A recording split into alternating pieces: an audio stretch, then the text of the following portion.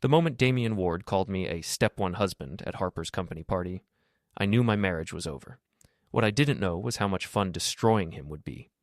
"Will's great for getting started," Damien announced to the circle of Harper's colleagues, his arm casually draped around my wife's shoulders.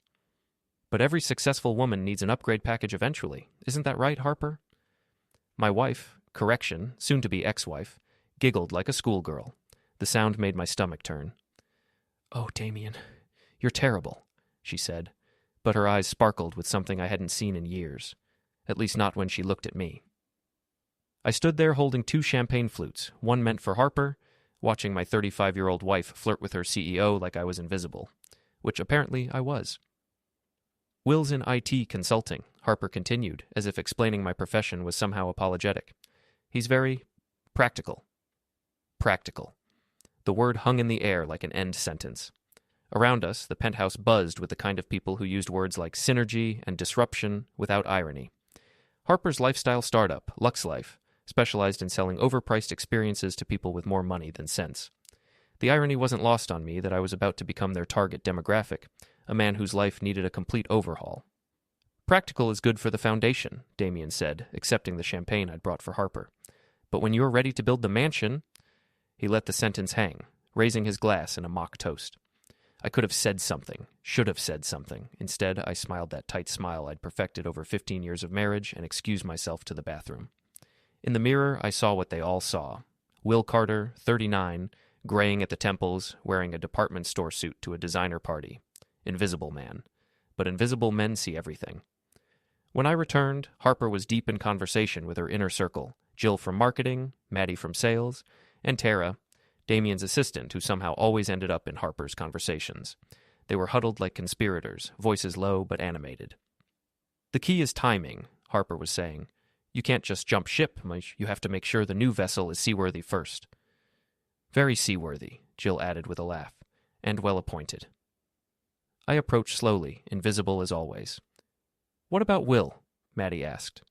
"Won't he make things complicated?" Harper's laugh was sharp. "Will, please, he'll be fine. He's practical, remember? He'll understand it's just business."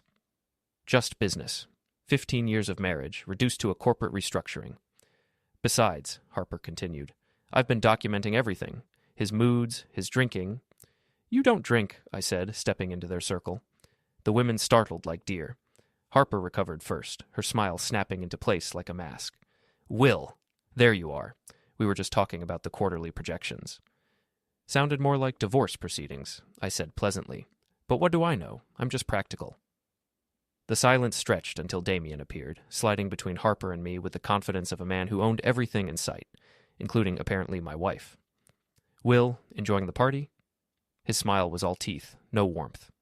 "Harper tells me you're quite the tech wizard. Maybe you could help us with our digital transformation initiative?" "I'd love to help," I said, matching his smile. "I specialize in system upgrades, identifying obsolete components, implementing better solutions. Sometimes you have to completely tear down the old infrastructure to build something better." Damien's smile faltered slightly. "That's very thorough." "I believe in being thorough," I said, "especially when dealing with corrupted systems." Harper grabbed my arm, her nails digging in slightly. "Will, didn't you say you had an early morning? Maybe we should—" "Actually, I'm having a great time," I said, gently removing her hand. "Learning so much about upgrade packages and stepping stones. Oh, very educational." I excused myself again, this time to get some air on the balcony.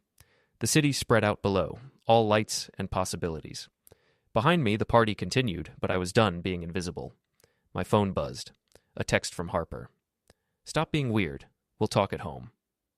Weird. After 15 years, she thought I was being weird for not enjoying my own humiliation. I was about to put my phone away when another message came through. This one wasn't from Harper. It was from Tara, Damien's assistant, but the subject line made me freeze. "Misdirected. Stepwise Divorce plan. Confidential." I opened it with shaking hands.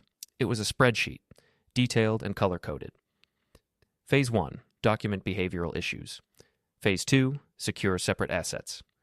Phase 3, initiate proceedings with advantage. At the bottom, a note, D, Harper's making good progress on Phase 1. Will should be completely unaware. The foundation work is solid. Ready for Phase 2 when you give the signal. T.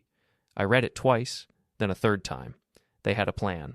A detailed, step-by-step plan to destroy me while I stood around being practical and invisible. I looked back through the glass doors at the party. Harper was laughing at something Damien was saying, her hand on his chest. Jill and Maddie flanked them like backup singers.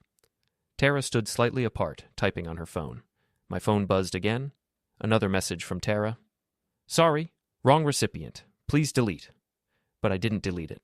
I forwarded it to my personal email, then screenshotted it for good measure. Then I walked back into the party, invisible man with visible plans. Harper, I said, appearing at her elbow. Ready to go home? She looked annoyed, but nodded. Fine, yes, let's go. As we said our goodbyes, Damien pulled me aside.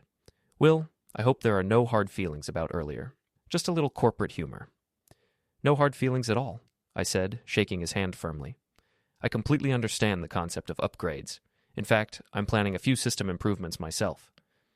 That's great to hear, he said, but something in his eyes suggested he wasn't entirely comfortable with my response.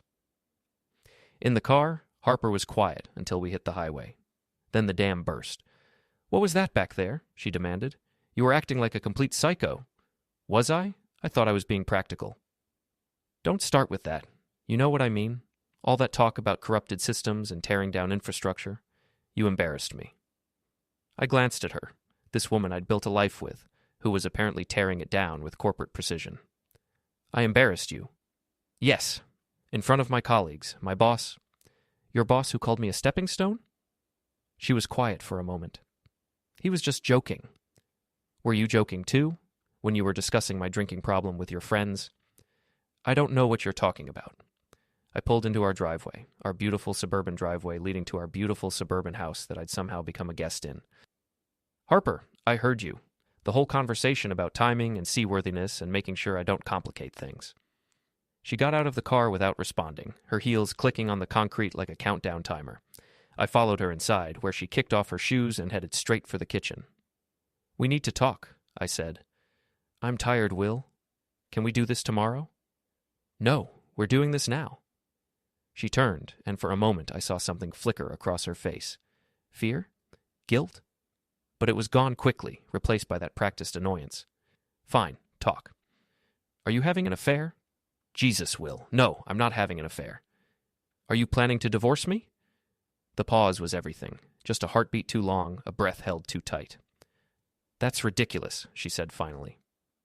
I pulled out my phone and opened the email. Is it? Her face went white as I read the subject line aloud. She lunged for the phone, but I stepped back. Stepwise Divorce plan, I continued. Phase 1. Document behavioral issues. Interesting approach. Very practical. Where did you get that? Does it matter? What matters is that you've been planning to destroy me while I've been playing the devoted husband. She straightened, and suddenly the mask was gone. What I saw underneath was harder than I'd expected, more calculating. You want to know the truth, Will? Fine. Yes, I'm leaving you. Yes, I've been documenting things because my lawyer said I should, and yes, I'm with Damien because he's everything you're not. The words hit like physical blows, but I kept my voice steady. What am I not? Ambitious, successful, exciting. You've been coasting for years, Will. Just existing. Do you know what it's like being married to someone who's given up? I haven't given up? Really? When's the last time you took a risk? Started something new? Surprised me? She was warming up now, 15 years of resentment pouring out. You're comfortable, Will, safe. But I don't want safe anymore. I want more. And Damien is more? Damien is everything more. He's building an empire. He's worth $20 million. He drives a car that costs more than you make in 5 years. And that's what matters to you? Money? Money is freedom, Will. Money is options. Money is never having to settle for practical. I nodded slowly, processing not just her words, but the venom behind them. This wasn't a recent decision. This was years in the making. So what happens now? I asked. Now you make this easy, or I make it hard. Your choice. I looked around our living room, our carefully chosen furniture, our wedding photos, our shared life reduced to negotiating positions. You know what, Harper? You're right about one thing. I have been too comfortable, too safe, too practical. I headed for the stairs, then turned back. But you made one mistake in your stepwise plan. What's that? You assumed I'd stay invisible. I went upstairs and closed the bedroom door. Then I opened my laptop and began to research Damien Ward and Lux Life with the thoroughness that made me good at my job. If Harper wanted an upgrade, I'd give her one she'd never forget. The game was on, and the practical man was about to become very impractical indeed. I spent 3 days being the perfect, practical husband while Harper played her role as the devoted wife planning my destruction. She had no idea I was conducting my own research, making my own plans, consulting lawyers she didn't know existed. The beauty of being invisible is that people forget you have eyes and ears. On Thursday morning, Harper left for work early, claiming a breakfast meeting. I knew better. I'd been tracking her movements through our shared calendar, cross-referencing with Damien's social media posts. Their meetings had a suspicious correlation with romantic restaurant check-ins. While she was gone, I made some calls. "Marcus, it's Will Carter. I need a favor." Marcus Brennan had been my roommate in college before he became a private investigator. He specialized in corporate espionage, the legal kind that helped companies protect themselves from hostile takeovers. "Will, long time. What can I do for you?" "I need everything you can find on Damien Ward and Lux Life. Financial records, business partnerships, personal history, everything." "This sounds personal." "It's about to become very personal. Give me 48 hours. Next call. Jennifer Walsh, a divorce attorney whose reputation for aggressive tactics was legendary. She'd handled the dissolution of 3 Fortune 500 CEOs' marriages, each time securing outcomes that redefine the word settlement. "Mr. Carter, I've reviewed the documents you sent. This stepwise approach is actually quite sophisticated. Your wife has been building a case for months. Can she win?" "With what she has now." "Possibly. But you have advantages she doesn't know about. Your IT consulting business is more valuable than it appears, and your investment portfolio is impressive." That was an understatement. While Harper had been focused on Damien's millions, she'd ignored the quiet fortune I'd been building through cryptocurrency investments and tech startups. Being practical had its advantages. "What do you recommend?" "We go nuclear, but first we need to let her make the first move, let her file, let her present her case, let her think she's winning, then we unleash everything." "How nuclear are we talking?" "The kind that leaves craters, Mr. Carter." That afternoon, I drove to Lux Life's headquarters. The building was all glass and steel, designed to intimidate. I wasn't intimidated, I was inspired. I'd arranged to meet Tara for coffee, ostensibly to apologize for the misunderstanding with the email. She was nervous, fidgeting with her phone when I arrived at the cafe across from her office. "Mr. Carter, I'm so sorry about that email. It was a complete accident." "Call me Will, and don't worry about it. These things happen." She relaxed slightly. Tara was younger than Harper, maybe 28, with the kind of earnest competence that made her invaluable to someone like Damien. She was also, I'd learned from Marcus's preliminary research, working on her MBA at night and supporting her sick mother. "Can I ask you something, Tara? Off the record?" She nodded, though her shoulders tensed again. "How long has this been going on? Harper and Damien?" She looked around the cafe, then leaned forward. "Mr. Carter, I really can't." 6 months? A year? I shouldn't be talking to you about this." "You're right, you shouldn't. But that email wasn't an accident, was it?" She was quiet for a long moment, staring into her coffee. "No," she said finally. "It wasn't." "Why?" "Because someone should know. Someone should know what they're really like." And then it all came pouring out. How Damien had been bragging about trading up from his ex-wife to Harper. How Harper had been systematically poisoning my reputation at the office, sharing private details about our marriage, painting me as a deadbeat husband who was holding her back. How they'd been planning this divorce like a corporate merger, calculating assets and liabilities. "They call it the upgrade package," Tara said. "Damien gets a younger, more ambitious wife. Harper gets access to real money and social status. Everyone wins." "Everyone except me." "Everyone except you," she agreed. "And it's not just about the divorce. They're planning to destroy your business too. Damien has connections with your clients. He's been suggesting you're unstable, unreliable." My blood turned to ice. "Which clients?" "Henderson Corp., Mallory Industries, TechFlow Solutions. Basically your top 5 accounts." Those 5 clients represented 60% of my income. Without them, my business would collapse, making Harper's case for alimony even stronger. "Why are you telling me this?" Tara's face hardened. "Because I've watched Damien destroy people before. It's what he does. He finds successful people and either absorbs them or eliminates them. Your wife thinks she's special, but she's just another acquisition. And you? I'm nobody, just the assistant who keeps his calendar and knows where the bodies are buried. She paused. Metaphorically speaking. I leaned back, processing this information. They weren't just planning to divorce me. They were planning to annihilate me professionally and personally. Tara, what would you say if I told you I was planning some upgrades of my own? Her eyes sharpened. I'd say it's about time. That evening, Harper came home late, claiming she'd been stuck in meetings. She was glowing with the kind of energy that comes from good intimacy and better prospects. How was your day? She asked, actually seeming interested for once. Productive? Very productive. I've been thinking about what you said the other night. Oh? About taking risks, surprising you, making changes. She paused and hanging up her coat. What kind of changes? Big ones, the kind that affect everything.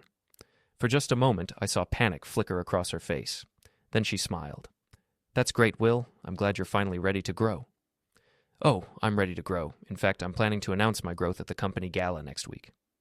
What company gala? LuxLife's annual investor meeting. Didn't Damien mention I'd be attending? The color drained from her face. You're not an investor. Not yet, I said, smiling. But the night is young. I went upstairs, leaving her standing in the hallway, probably calculating how this development affected her stepwise plan. My phone buzzed with a text from Marcus. Got what you need. This is going to be fun. The next morning, I called in sick to work and spent the day in downtown meetings that would have made Harper's head spin. By 5 p.m., I owned a significant stake in 3 of LuxLife's major competitors and had secured a line of credit that would have impressed even Damien. But the real surprise was waiting in my email when I got home. Oh, Mr. Carter, the message read, we've reviewed your proposal regarding LuxLife acquisition. The board is very interested. Can you attend next week's investor meeting to present your offer? Goldman Sachs Private Wealth Management. I printed the email and left it on the kitchen counter where Harper would find it. Then I went upstairs and picked out my best suit, the one I'd been saving for special occasions. Tomorrow was going to be very special indeed. When Harper found the email, her scream could be heard 3 houses down. She came charging upstairs, paper clutched in her hand. What the hell is this, Will? It's called taking a risk, sweetheart. Isn't that what you wanted? You can't buy LuxLife. You don't have that kind of money. Don't I? I showed her my laptop screen, displaying account balances that made her stagger backward. Turns out being practical has its advantages. While you were planning your upgrade, I was actually executing mine. This is insane. You'll lose everything. Will I, or will I gain everything? I closed the laptop. I guess we'll find out at the investor meeting. Damien will never sell to you. Damien doesn't have a choice. That's the beauty of public companies, Harper. The shareholders decide. She stared at me like she was seeing me for the first time, which, in a way, she was. You can't do this. Watch me. The gala was held at the Ritz-Carlton. 200 of the city's wealthiest investors gathered to hear Damien's pitch for LuxLife's expansion. Harper wore a dress that cost more than most people's rent, and Damien held court in a tuxedo that probably cost more than my car. I arrived alone, wearing my special occasion suit and carrying a briefcase that contained the end of their world. Will. Damien spotted me immediately, his smile sharp with confusion. What a surprise. Harper didn't mention you'd be joining us. Harper doesn't know everything about me, I said pleasantly. Turns out I'm full of surprises. The presentation was everything I'd expected. Slick, ambitious, and built on financial projections that were optimistic at best. Damien painted a picture of explosive growth and market domination while Harper beamed from the front row. When he finished, the moderator opened the floor for questions. I stood up. Mr. Ward, thank you for that fascinating presentation. I have a question about your growth projections. Damien's smile tightened slightly. Of course, Mr. Carter, Will Carter. I'm particularly interested in how you plan to maintain market share when faced with a hostile acquisition. The room went quiet. Harper's face had gone white. I'm not sure I understand the question, Damien said. Let me clarify. I opened my briefcase and pulled out a thick document.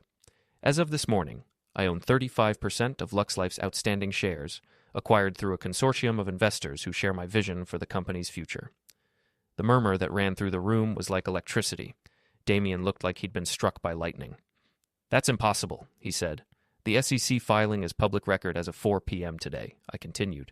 I'm calling for an immediate vote of no confidence in current management and proposing a complete restructuring of the company's leadership. You can't do this.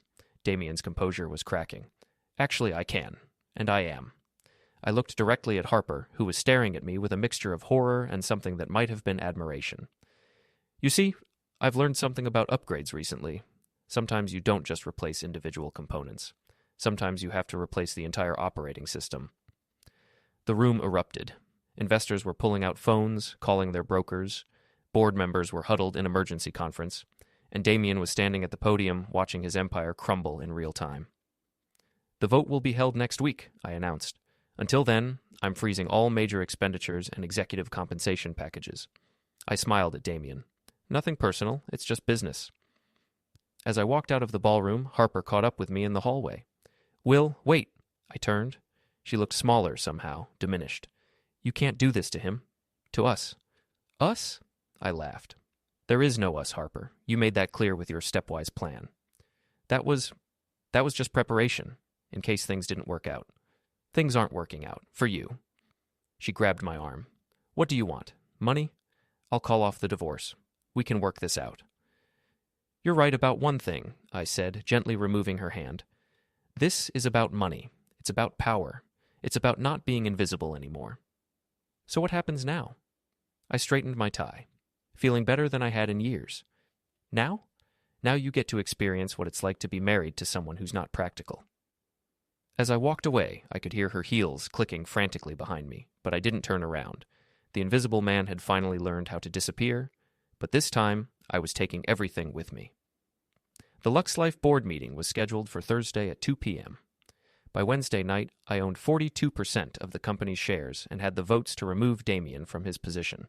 But ownership was just the beginning. I wanted him to feel what I'd felt, invisible, powerless, and completely blindsided. Harper hadn't come home Tuesday night, or Wednesday. According to Tara, who had become my unofficial inside source, she was staying at Damien's penthouse, helping him strategize a defense that didn't exist. They're panicking, Tara told me during our morning coffee meeting. Damien's been on the phone with lawyers all night, but there's nothing illegal about what you've done. It's a perfectly legitimate hostile takeover. How's Harper handling it? Like someone who just realized she bet on the wrong horse? Tara smiled grimly.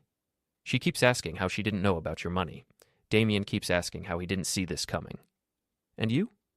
I'm updating my resume and enjoying the show. The boardroom at Lux Life was designed to intimidate. 20 feet of mahogany table surrounded by leather chairs that cost more than most people's monthly salary. When I walked in at exactly 2 p.m., the room fell silent. Damien sat at the head of the table, looking like a man facing execution. Harper was beside him, her lawyer on her other side. The board members looked uncomfortable, caught between their loyalty to Damien and their fiduciary duty to shareholders. I took the seat directly across from Damien and placed my briefcase on the table. Gentlemen, ladies, I began. Thank you for accommodating this emergency session. I know this is unusual, but then again, so is discovering that your CEO has been using company resources to conduct personal vendettas against shareholders' family members. That's a lie, Damien said, but his voice lacked conviction. I opened my briefcase and pulled out a thick folder. Is it? Because I have documented evidence of your campaign to damage my business relationships, using Lux Life's corporate connections to spread false information about my professional competence. The board members shifted uncomfortably. This was news to them. I also have evidence of inappropriate use of company funds for personal entertainment, including the penthouse apartment that's supposedly a corporate retreat, but seems to be used primarily for extramarital affairs. Harper's face went red. Her lawyer whispered something urgent in her ear. This is a witch hunt, Damien said, standing up. Will Carter is a disgruntled husband trying to... Sit down, Mr. Ward. My voice cut through his bluster like a blade. You're no longer running this meeting. The authority in my own voice surprised me. For 15 years, I'd been the accommodating husband, the practical consultant, the invisible man. But money, it turned out, had a voice of its own. Damien sat. As the controlling shareholder, I'm calling for an immediate vote of no confidence in current management. All in favor? 6 hands went up. Damien's supporters were outnumbered. Motion carries. Mr. Ward, you're terminated, effective immediately. Security will escort you from the building after this meeting. You can't do this, Harper said, speaking for the first time. Will, this is insane. You're destroying everything Damien built. No, I said calmly. I'm upgrading it, removing obsolete components and installing better management. I turned to the board. I'm appointing myself interim CEO while we search for permanent leadership. My first executive decision is to terminate all consulting contracts with companies that have been used to damage Lux Life shareholders' interests. This was the killing blow. Damien had been using his network to attack my business, but that same network was now under my control. My second decision is to implement a new code of conduct regarding executive personal behavior and company resource allocation. Harper was staring at me like I'd grown a second head. This wasn't the practical, accommodating Will she'd married. This was someone else entirely. "The meeting is adjourned," I said, standing. "Mr. Ward, you have 30 minutes to clear out your office. Security will supervise." As the board members filed out, murmuring among themselves, Damien finally found his voice. "This isn't over, Carter." "You're right," I said. "It's just beginning." That evening, I sat in Damien's former office, my office now, watching the sunset through floor-to-ceiling windows. The view was spectacular, the kind of vista that made you feel like you owned the world, which, in a small way, I did. My phone rang. Harper. "Will, we need to talk." "Do we?" "Please, just meet me for dinner, somewhere public. I won't cause a scene." "You mean you won't cause another scene?" "Please." Against my better judgment, I agreed to meet her at Romano's, an upscale Italian place where we'd celebrated our 5th anniversary. The irony wasn't lost on either of us. She was already seated when I arrived, looking smaller than I remembered. The confidence that had radiated from her at Damien's party was gone, replaced by something that looked almost like fear. "You look different," she said as I sat down. "Do I?" "More substantial, like you take up more space." "Maybe I always did. Maybe you just weren't looking." The waiter appeared, and we ordered wine neither of us would drink and food neither of us wanted. "I never knew about the money," Harper said finally. All those years, I thought we were just comfortable." "We were. I made sure of that. But you were wealthy, really wealthy. Why didn't you tell me?" I considered the question seriously. "Because I wanted to know you loved me for me, not for what I could provide." "And now you know I don't." The honesty was brutal and refreshing. Now I know. "So what happens to us?" "There is no us, Harper. There's you, there's me, and there's a divorce attorney who's going to make sure I keep what I've built while you get what you deserve." "Which is?" "Exactly what you had when you married me. Nothing." Her face hardened. "I'm not going to make this easy for you." "You already have. That stepwise plan of yours? It's going to look great in court. Premeditation, conspiracy to defraud, alienation of affection. My lawyer is practically salivating. You've changed, Will. You're not the man I married." "You're right. I'm not. I'm the upgrade." I left her sitting at the table and walked out into the night. My phone was buzzing with messages, from board members, from business reporters, from old friends who'd suddenly remembered I existed. The hostile takeover was making waves in the business community. But the best message was from Tara. "Damien's been served with papers, intimate harassment suit from 3 former employees. Guess who kept the documentation?" I smiled. The invisible assistant had been busy. When I got home, to the house that was now solely mine thanks to some quick legal maneuvering, I found Harper's car in the driveway. She was sitting on the front steps, still wearing her dinner dress. "I can't get in," she said. "The locks have been changed." "I know. This is my house, too." "Was. Past tense. Check your email. The papers were filed this afternoon."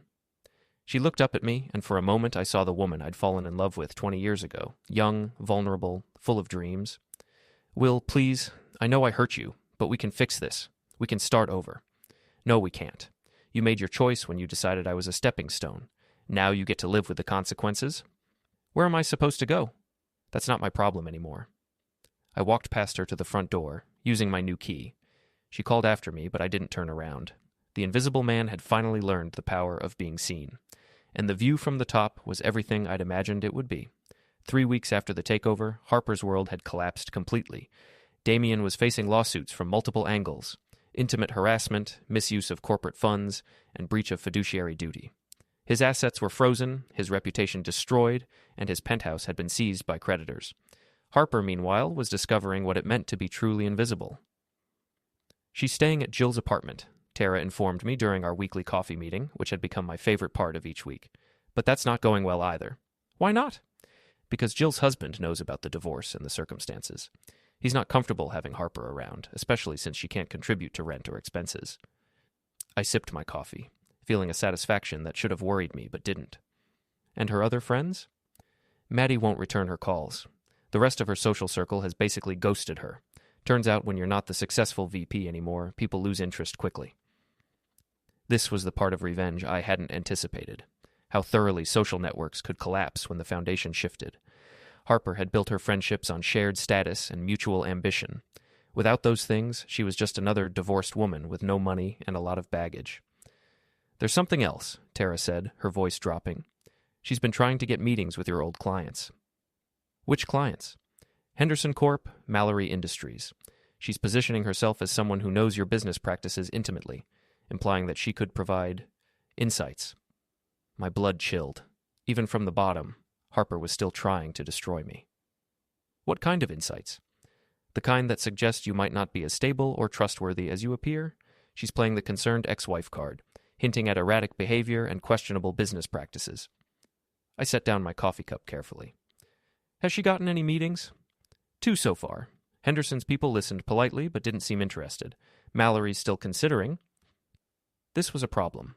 My consulting business was separate from the Lux Life acquisition, and I needed those relationships to remain clean.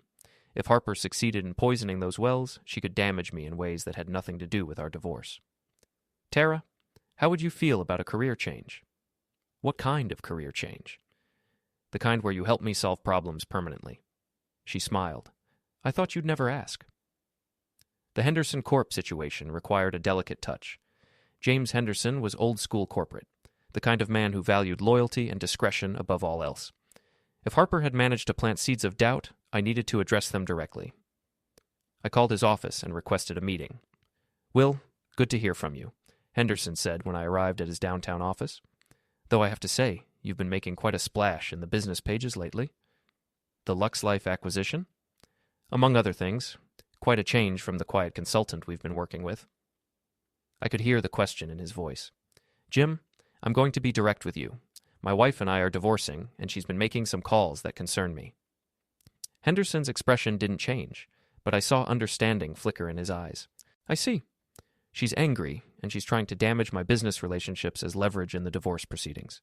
I want you to know that whatever she said or implied, my commitment to Henderson Corp remains unchanged." "She suggested you might be under some psychological stress? That your recent business decisions were erratic.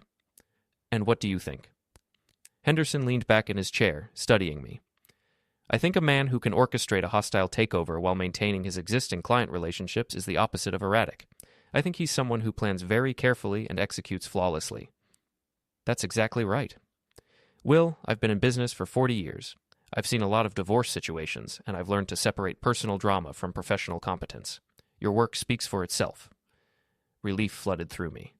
"Thank you, Jim. But I will say this. Be careful. A woman scorned can do a lot of damage, especially one who knows your business as well as your wife does." Ex-wife.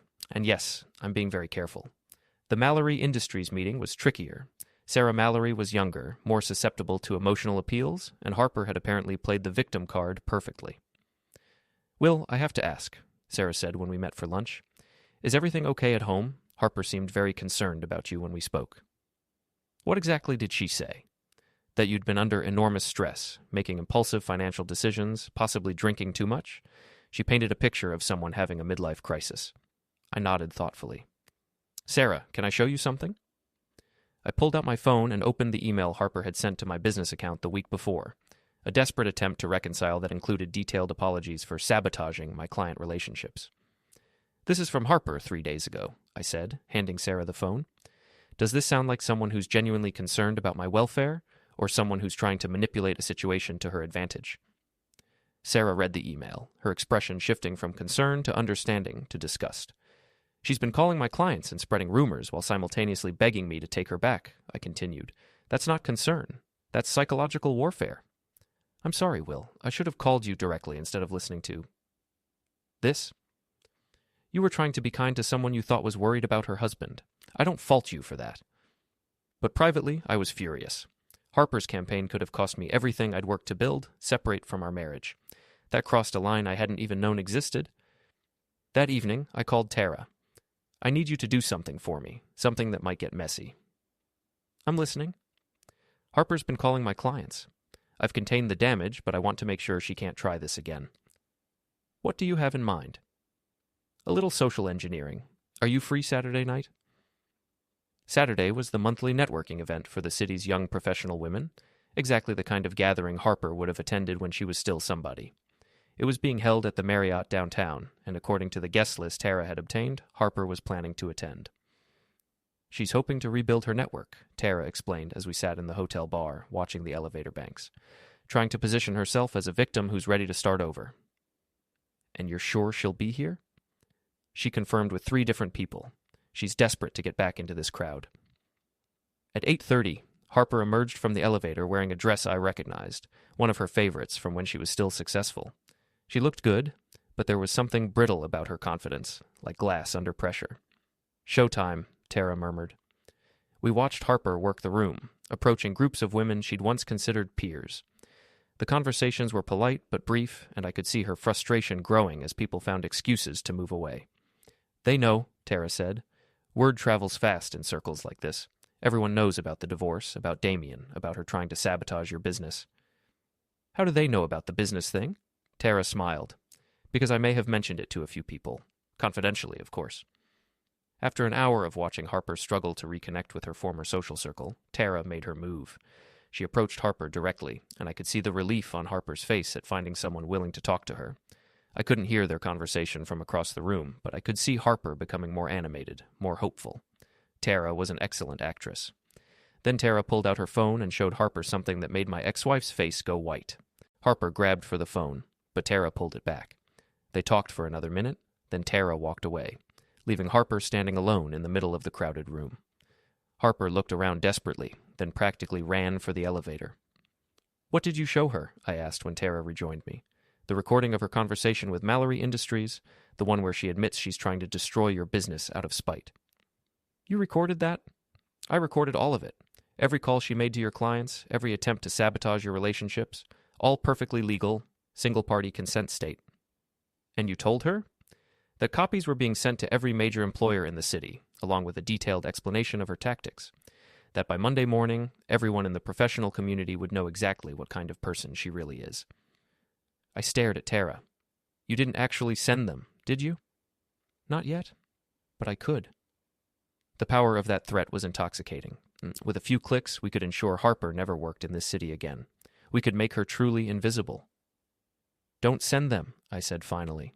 "Why not?" "Because I want her to live with the fear. I want her to wake up every morning wondering if today's the day her reputation gets destroyed completely." Tara nodded approvingly. "Psychological warfare. I like it."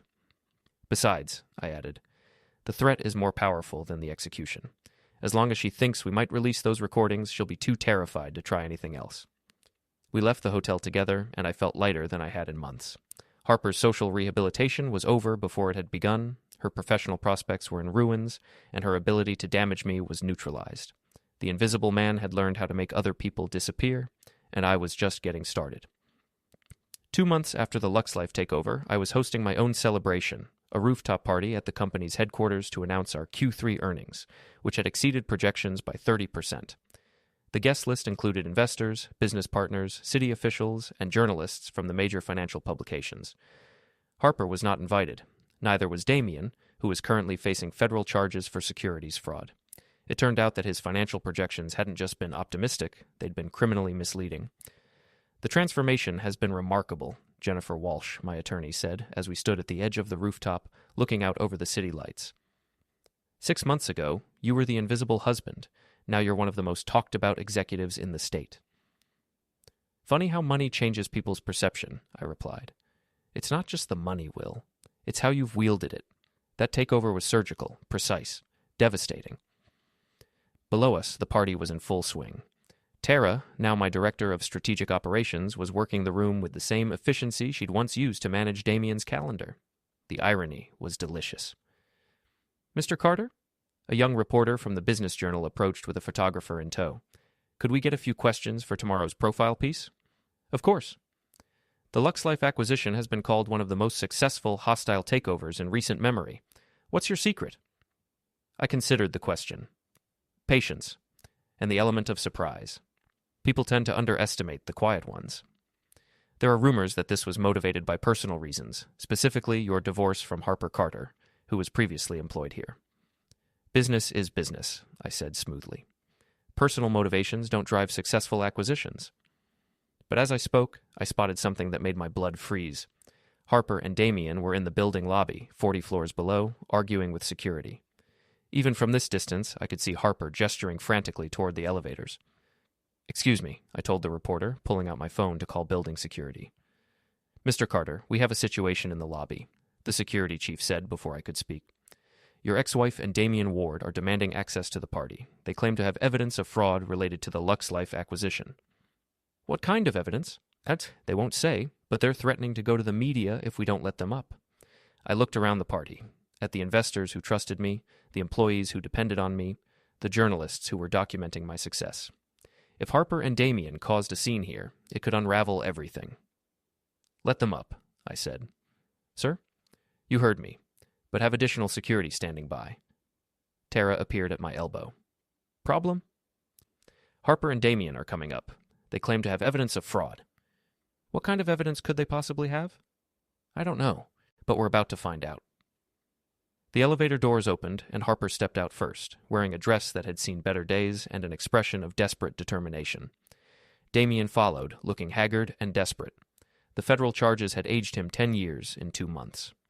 The party noise died as people recognized them. Conversations stopped mid-sentence, glasses paused halfway to lips. The tension was electric. Harper scanned the room until she found me, then began walking directly toward me, Damien trailing behind.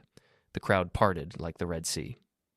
"Will," Harper said loudly enough for everyone to hear, "we need to talk." "Hello, Harper. Damien. I'm surprised to see you here." "I'll bet you are," Damien said, his voice carrying across the silent rooftop. "Especially since you're about to be exposed as a fraud." Murmurs rippled through the crowd. Phones were coming out, recording everything. "That's a serious accusation," I said calmly. "I hope you have evidence to back it up." "We do," Harper said, pulling out an envelope. "Financial records showing how you manipulated Lux Life's stock price through insider trading and market manipulation." She handed the envelope to the reporter from the Business Journal, who opened it eagerly. But as he scanned the documents, his expression shifted from excitement to confusion. "These are just bank statements," he said, "and old tax returns. There's nothing here about stock manipulation." "What?" Harper grabbed the envelope back, staring at the papers in shock. These aren't the right documents." "Looking for these?" Tara stepped forward, holding a different envelope. "The fake documents you and Damien created to frame Mr. Carter for securities fraud." "How did you—" Damien started, then stopped. "How did I get them?" "Because I've been monitoring both of your communications since the day you were fired. Every email, every phone call, every desperate attempt to destroy Mr. Carter has been documented." Tara opened her envelope and pulled out printed emails, including your plan to create false evidence and present it at this party, hoping to destroy his reputation in front of investors and media. The crowd was pressing closer now, sensing blood in the water, but it wasn't my blood they were smelling. "This is entrapment," Harper said desperately. "She set us up." "Actually," I said, "you set yourselves up. Tara just gave you the rope." Damien lunged forward, his face twisted with rage. "You destroyed everything I built." But security was ready. 2 guards intercepted him before he could reach me, restraining him as he struggled and shouted. "Everything you built was a lie," I said, my voice carrying clearly across the rooftop. "Inflated projections, misappropriated funds, harassment settlements paid with company money. I didn't destroy Lux Life. I saved it from you." "And Harper?" the Business Journal reporter asked, sensing a story. I looked at my ex-wife, standing there in her faded dress with her envelope of fake evidence, and felt something unexpected. Pity. "Harper made her choice," I said. "She chose to bet against me, to try to destroy me professionally and personally. She lost." "This isn't over," Harper said, but her voice lacked conviction. "Yes, it is." I pulled out my phone and showed her the screen, because in about 30 seconds, every major news outlet in the city is going to receive a complete dossier of your attempts to commit fraud, defame my character, and manipulate my business relationships. Your face will be on the evening news, but not in the way you hoped." Harper's face went white. "You wouldn't." "I just did." As if on cue, phones around the party started buzzing with news alerts. The story was already breaking. "Security, please escort Ms. Carter and Mr. Ward from the building," I said. "And make sure they understand that any future attempts to contact me or interfere with my business will result in immediate legal action." As they were led away, Harper turned back one last time. "You've changed, Will. You're not the man I married." "No," I agreed. I'm the upgrade. The elevator doors closed, taking them out of my life forever. The party resumed, but now the energy was different. I wasn't just successful, I was dangerous. Someone who could orchestrate the complete destruction of his enemies while maintaining perfect legal cover. Impressive, Jennifer Walsh said, appearing beside me again. You didn't just defeat them, you made them defeat themselves. The best revenge is making your enemies destroy their own credibility, I replied. And now? I looked out over the city, at the lights stretching to the horizon, at the empire I'd built from the ashes of my marriage. Now I run my company, enjoy my success, and never again let anyone make me invisible. The reporter approached again, his photographer capturing everything. One final question, Mr. Carter. Any advice for other people who might find themselves underestimated? I smiled, thinking of the quiet, practical man I'd been just months ago. Never mistake invisibility for powerlessness. Sometimes the most dangerous person in the room is the one nobody notices. As the party continued around me, I stood at the edge of the rooftop, master of everything I surveyed. The upgrade was complete. 3 weeks later, I was working late in my office when the building's security system chimed. Someone had used an override code to access the executive floor after hours. Only 3 people had that code, myself, Tara, and the head of building security. I checked the security monitors and saw 2 figures moving through the darkened corridors toward my office. Even in the grainy black and white footage, I recognized them immediately. Harper and Damien. They'd gotten desperate enough to break into my building. I could have called security, could have had them arrested immediately. Instead, I activated the recording system and waited. Sometimes the best trap is the one your enemies walk into willingly. They appeared in my doorway like ghosts from a life I'd left behind. Harper looked terrible. Thin, hollow-eyed, wearing clothes that had clearly been slept in. Damien was worse. His expensive suit wrinkled and stained, his face gaunt with the kind of desperation that comes from watching your entire world collapse. "Hello, Will," Harper said, stepping into my office uninvited. "Harper, Damien, this is unexpected." "We need to talk," Damien said, closing the door behind them. "I'm listening." Harper moved closer to my desk, and I could smell alcohol on her breath. "You've won, okay? You've destroyed both of us completely. Isn't that enough?" "I haven't destroyed anyone. You both made your choices." "My choices?" Harper's voice cracked. "You manipulated everything. You set us up." "I responded to your actions. There's a difference." Damien stepped forward, his hands clenched into fists. "You ruined my life over a woman who was never worth it." "Careful," I said quietly. "You're being recorded." He looked around frantically, spotting the cameras I'd deliberately left visible. "Turn them off," he demanded. "No. Turn them off, or I'll—" "You'll what? Attack me? Threaten me? Please do. I'd love to add assault charges to your growing legal problems." Harper collapsed into one of the chairs facing my desk. "Will, please, I'm begging you. I have nothing left. No job, no money, no friends. I'm living in a studio apartment in the worst part of town. I'm sorry to hear that." "Are you? Are you really sorry? Or is this exactly what you wanted?" I considered the question seriously. What I wanted was for you to be honest with me. What I wanted was for my wife to love me enough not to plot my destruction with her lover. What I wanted was to matter in my own marriage. You mattered. No, Harper, I didn't. I was furniture. Useful furniture, but furniture nonetheless. Damien began pacing, his agitation growing. "This is insane.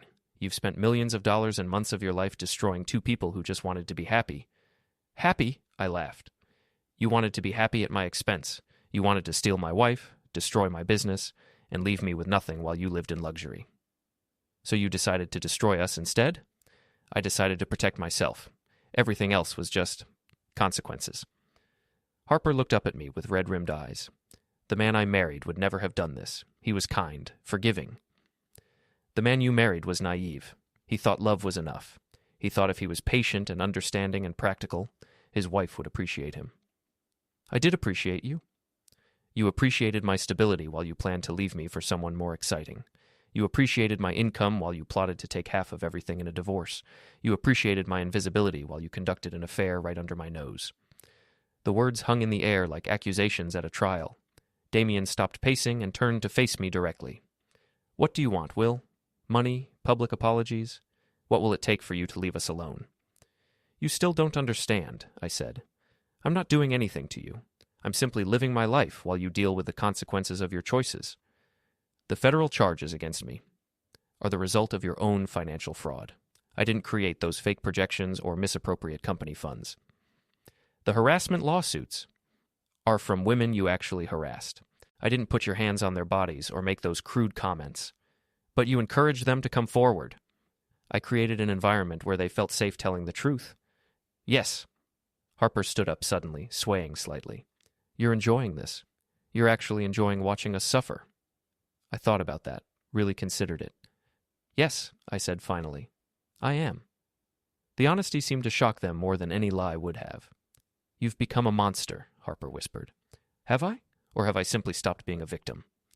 There's a difference between standing up for yourself and destroying people. Is there?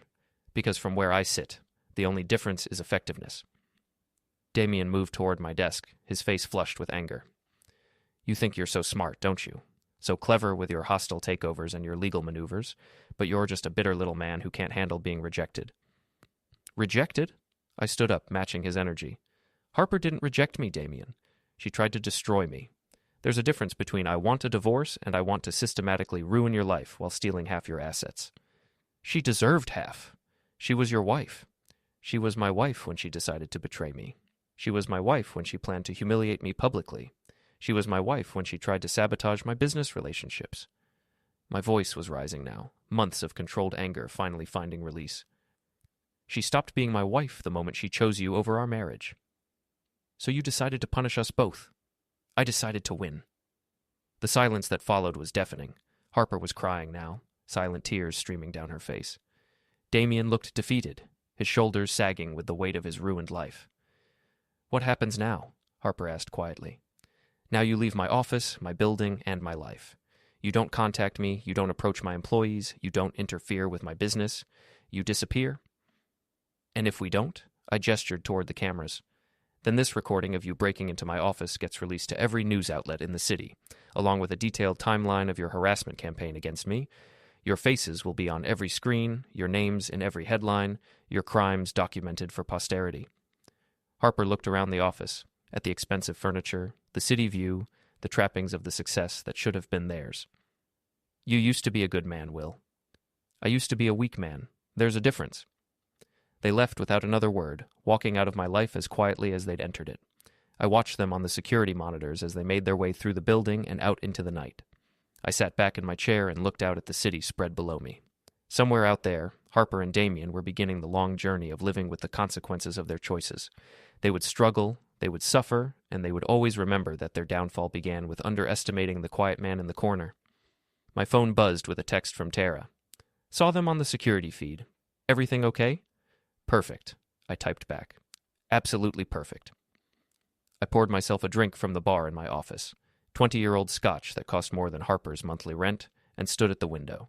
The city lights twinkled like stars, each one representing a life, a dream, a possibility.